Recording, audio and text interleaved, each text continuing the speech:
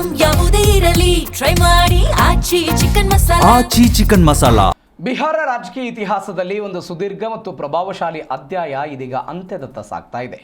ಕಳೆದ 2 ದಶಕಗಳಿಂದ ಬಿಹಾರ ರಾಜಕಾರಣದಲ್ಲಿ ಆಳವಾಗಿ ಬೇರೂರಿದ್ದ ನಿತೀಶ್ ಕುಮಾರ್ ಇದೀಗ ಪಾಟ್ನಾದಿಂದ ರಾಷ್ಟ್ರ ರಾಜಧಾನಿ ದೆಹಲಿ ಅಂಗಳಕ್ಕೆ ತಮ್ಮ ಪಯಣವನ್ನು ಬೆಳೆಸೋದಕ್ಕೆ ಸಿದ್ಧರಾಗಿದ್ದಾರೆ. ಬಿಹಾರದ ಚಾಣಕ್ಯನ ದೆಹಲಿ ಪಯಣ ಬಿಹಾರ ರಾಜಕೀಯದಲ್ಲಿ ಸುಶಾಸನ್ ಬಾಬು ಅಂತ ಅಂದರೆ ಅತ್ಯುತ್ತಮ ಆಡಳಿತಗಾರ ಅಂತ ಏನು ಕರೀತಾ ಇದ್ರು.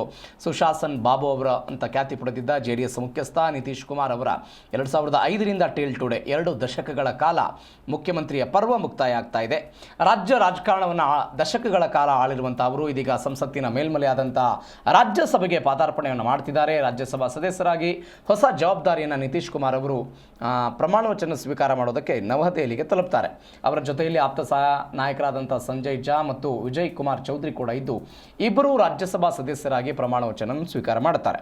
ಬರ್ತಾ ಇರೋ ಮಾಹಿತಿಗಳ ಪ್ರಕಾರ 14ನೇ ತಾರೀಕೆ ತಮ್ಮ ಮುಖ್ಯಮಂತ್ರಿ ಸ್ಥಾನಕ್ಕೆ ಅವರು ರಾಜೀನಾಮೆ ಕೊಡಬಹುದು ಎನ್ನುವಂಥ ಸುದ್ದಿಗಳು ಬರ್ತಾ ಇದೆ. 2005ನೇ ಇಸ್ವಿಯಲ್ಲಿ ಅವರು ರಾಜ್ಯದ ಮುಖ್ಯಮಂತ್ರಿಯಾಗಿದ್ದರು. ಬಿಹಾರದ ಮುಖ್ಯಮಂತ್ರಿಗಳಾಗಿ ಅಲ್ಲಿಂದ ಇಲ್ಲಿಯ ತನಕ 2 ದಶಕಗಳ ಕಾಲ ಬಿಹಾರದಲ್ಲಿ ತಮ್ಮದೇ ಆದಂಥ ಚಾಕಚಕ್ಯತೆ ಮುಖಾಂತರ ಅಧಿಕಾರವನ್ನು ನಡೆಸಿದಂಥ ವ್ಯಕ್ತಿ ಪಲ್ಟು ರಾಮ್ ಅಂತಲೂ ಕೂಡ ನಿತೀಶ್ ಕುಮಾರ್ ಅವರನ್ನು ಕರೀತಾ ಇದ್ರು. ಬಿಕಾಸ್ ಅವರು ಮೈತ್ರಿಗಳನ್ನು ಪದೇ ಅಂದರೆ ಕಾಂಗ್ರೆಸ್ ಜೊತೆಗೆ ಇರ್ತಿದ್ರು, ಅದಾದ ನಂತರ ಶರದ್ ಪವಾರ್ ಅವ್ರ ಜೊತೆಗೆ ಇರ್ತಿದ್ರು, BJP ಜೊತೆಗೆ ಲೋಕಸಭಾ ಚುನಾವಣಾ ಸಮಯದಲ್ಲಿ ಬಂದಿದ್ದರು. ಹೀಗಾಗಿ ಅವರನ್ನು ಪಲ್ಟು ರಾಮ್ ಅಂತಲೂ ಕೂಡ ಕರೀತಿದ್ರು.